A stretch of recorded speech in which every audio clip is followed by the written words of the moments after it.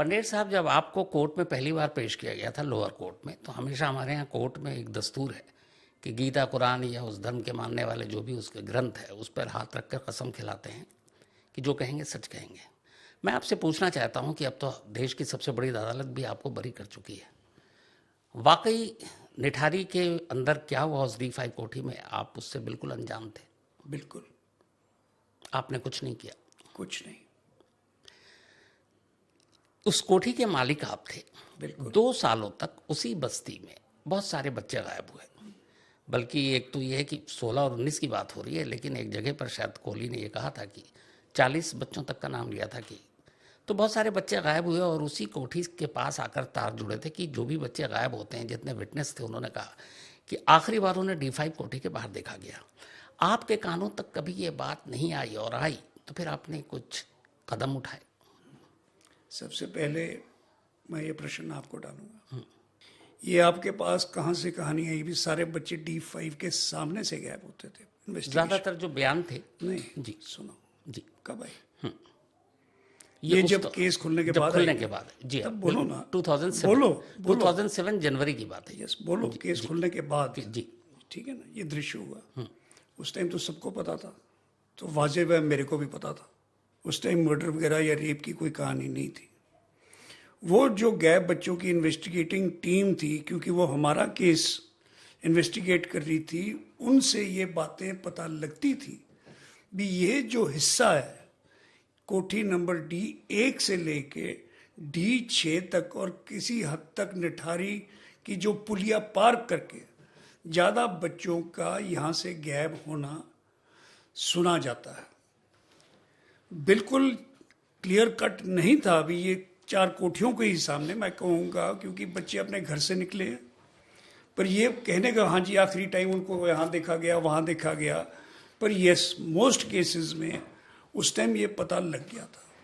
और आपको एक और मैं बात बता दूँ, क्योंकि मैं ज़्यादातर यहाँ पर नहीं रहता था, मोस्टली मैं अपने टूर्स या अपने जो मेरा पारिवारिक बिजनेस या हमारी खेती बाड़ी जो भी है उसके कारण मैं काफ़ी टाइम बाहर गुजारता था। हफ्ते में मैं मैक्सिमम 1-2 दिन या 1-2 रात यहाँ पर रहता था एवरेज पे, कभी कभी 10-10, 15-15 दिन भी नहीं आता था मैं। सुरेंद्र कोहली से कैसे मुलाकात हुई?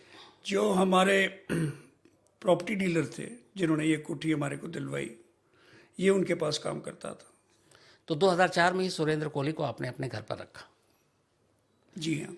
2004 से 2006 अगले 2 सालों में कभी आपने सुरेंद्र कोहली के बिहेवियर, उसके बर्ताव के बारे में कुछ अजीब चीज़ देखी कभी? बिल्कुल नहीं। बिल्कुल नहीं। सबसे पहले यहाँ पर थोड़ी सी मैं आपको रुकावट देना चाह रहा हूँ, ये काफ़ी गलत फहमी है। इस घर में सिर्फ मनिंदर सिंह नहीं था, और भी काम करने वाले थे। प्लीज जी। आज तक ये विषय कहीं नहीं उठा। जहाँ तक मेरी जानकारी 3-4 लोग और थे। पता सबको था जी। किसी ने उठाया नहीं। और उसका कारण आप जानते हो जी। और उसी चीज के लिए मैं कह रहा हूँ बार बार, ये सब इन्वेस्टिगेशन को एक तरीके से गुमराह किया। अगर मैं गलत नहीं हूं तो आपके इसी घर में कोहली के अलावा एक खाना बनाने वाली, एक माली। खाना बनाने वाला कोहली था, कोहली सफाई वाली माया थी, माया, और एक माली, कपड़े धोने वाली एक और औरत थी, 2 औरतें और आती थी, एक माली था, 24 घंटे मेरे साथ एक ड्राइवर था। मेरे पास 2 ड्राइवर रहे हैं इस दौर, who were 24 hours with me in the later stage।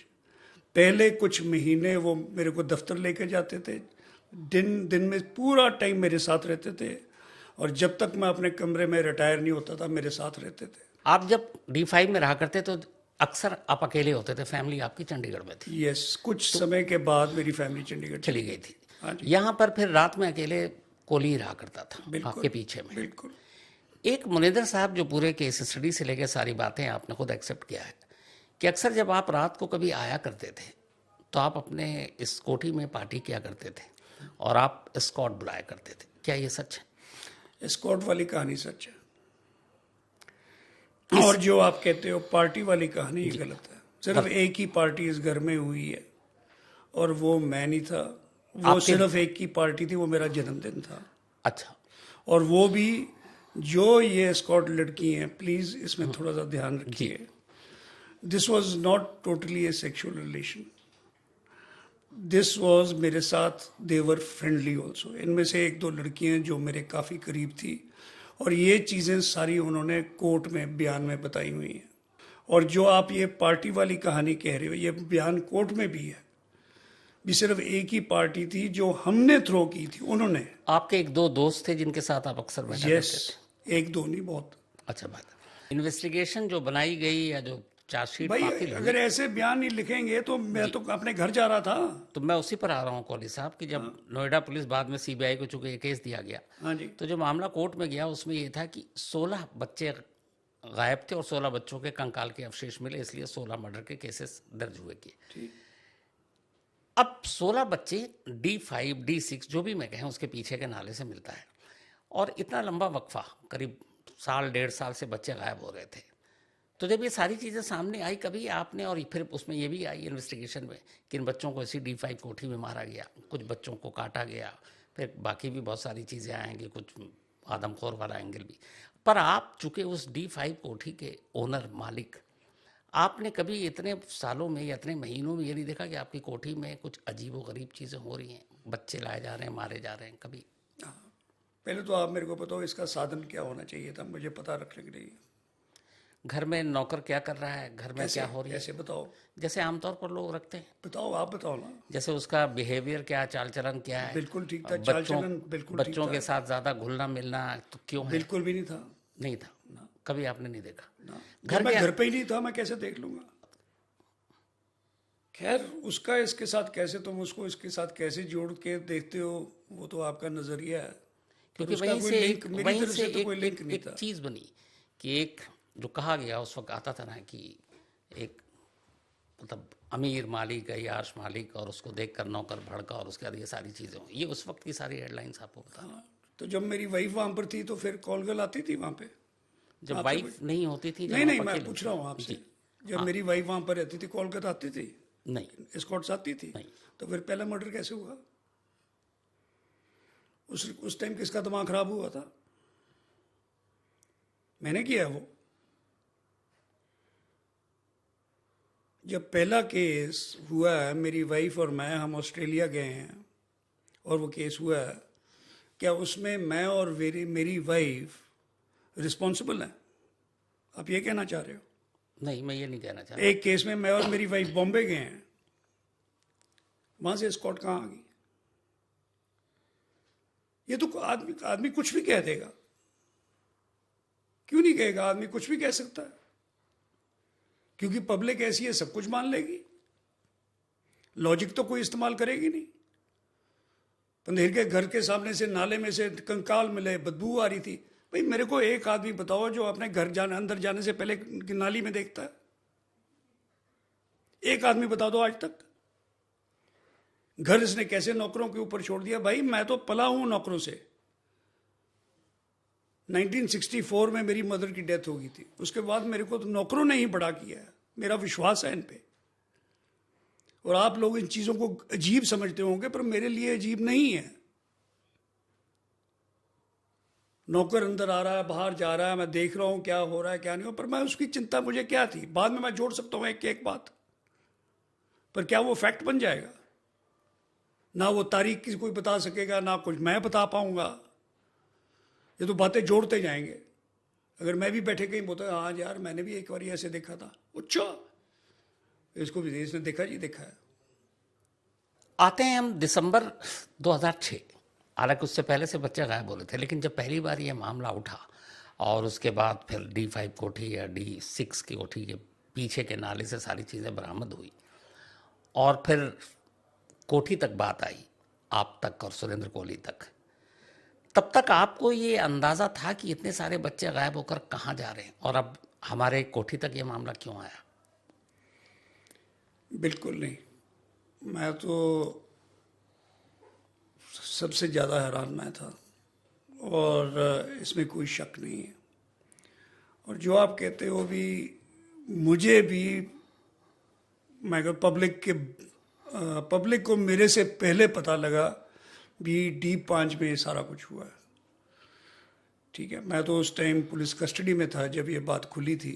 भी मेरी खोटी इस किस्से में इन्वॉल्व है। जब आप कस्टडी में नहीं थे, जब ये मामला चल रहा था, तब एक इल्ज़ाम ये भी लगा था उस वक्त। उस टाइम सिर्फ पायल का इल्जाम था। नहीं, दूसरी बात कह रहा हूँ सर, वो ये था कि जो निठारी पुलिस चौकी है और वहाँ के इलाके के जो लोकल पुलिस वाले हैं, उनका आपके घर आना जाना था, आपके साथ उठना बैठना था, और इसीलिए एक इल्ज़ाम ये था कि पंढेर साहब को कुछ ज़्यादा रियायत दी जा रही है और सारी चीज़ें सुरेंद्र कोहली पर डाली जा रही।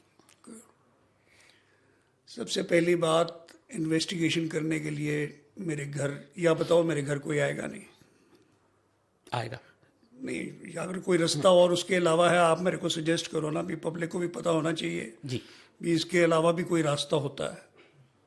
ठीक है, और मेरे घर आके अगर मेरे से इन्वेस्टिगेशन करेंगे, पूछताछ करेंगे, मेरे घर के अंदर आएंगे या बैठेंगे नहीं, सोचने वाली बात है। जब दिसंबर लास्ट वीक 2006 में पहली बार आपकी और आपके पड़ोसियों के कोठी के पीछे नाले से कंकाल बरामद होना शुरू हुआ, तब आपको अंदाजा था कि इसकी आंच आप और कोहली दोनों तक जाएगी? मुझे तो कोई, जब मुझे पता लगा उस टाइम तो सारी बात खुल चुकी थी। उस टाइम तो केस सारा खुल ही चुका था भी, हाँ जी ये कोई सीरियल किलिंग का मामला है। तब जाके मेरी कानों में पती और बात पड़ी। पहली बार आपको क्या पता चला सुरेंद्र कोहली के बारे में? वो तो पहले तो लिंक उसका जो बनाया गया था वो तो पायल के साथ बनाया गया जी था। बिल्कुल। तो बच्चों वाली तो कोई कहानी थी नहीं। बच्चों वाली कहानी जो मेरी अपना जहन में आया वो तो सुबह अपना 29 तारीख को आया। कोहली की गिरफ्तारी के बाद हाँ जी आपकी गिरफ्तारी होती है, बिल्कुल।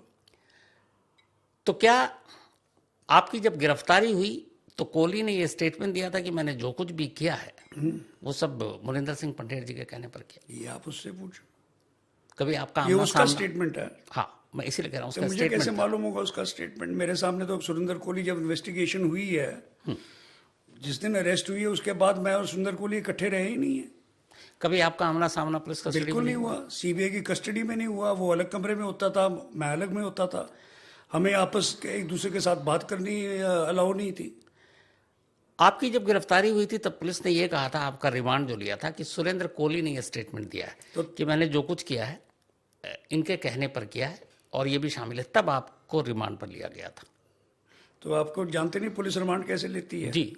अगर ये बयान ना होता मेरे को रिमांड पे ले जाते, फिर तो मेरी अरेस्ट भी नहीं बनती थी। और अगर मेरे को उस टाइम चंडीगढ़ जाने देते, नोएडा का क्या हाल होता? आप बताओ मेरे को। जी, ये मैं कह रहा हूँ, ये है मीडिया फ्रेंजी। मतलब पुलिस ने, ये थी उनकी मजबूरी। ओके, इसी को मैं कह रहा हूं, अगर यही ड्रामा ना हुआ होता तो एक्चुअल गुनहगार आपके सामने बैठा होता। यही ड्रामा हुआ है। सिर्फ एक ही इंटरेस्ट था भी मुनिंदर सिंह पंधेर किसी तरीके से पकड़ा जाए, मुनिंदर सिंह पंधेर कस्टडी में रहे, मुनिंदर सिंह पंधेर की कहानी चलाई जाए, मुनिंदर सिंह पंधेर के ऊपर सारा कुछ डाला जाए। उस वक्त जब ये सारी चीजें हुई थी और जो पब्लिक का गुस्सा, एंगर, देन मीडिया में हेडलाइन, सारी खबरें आ रही थी, तो आपके परिवार पर उस वक्त क्या इसका असर? आप अंदाजा लगाओ। आपसे जानना चाहता हूँ। एक सामान्य परिवार के ऊपर क्या बीतता होगा। आपका शायद बेटा तब बाहर था, नहीं आ गया था वो। आ गया था।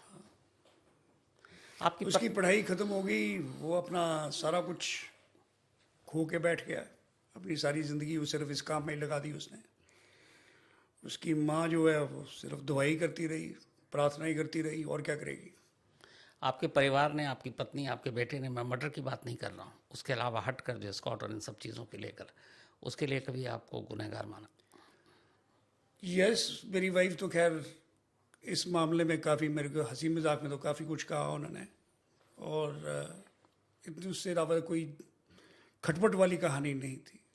वो भी समझती हैं, जानते हैं भी यस गलती है, पर इतनी बड़ी गलती नहीं जिसकी सज़ा मैं भुगत के आया।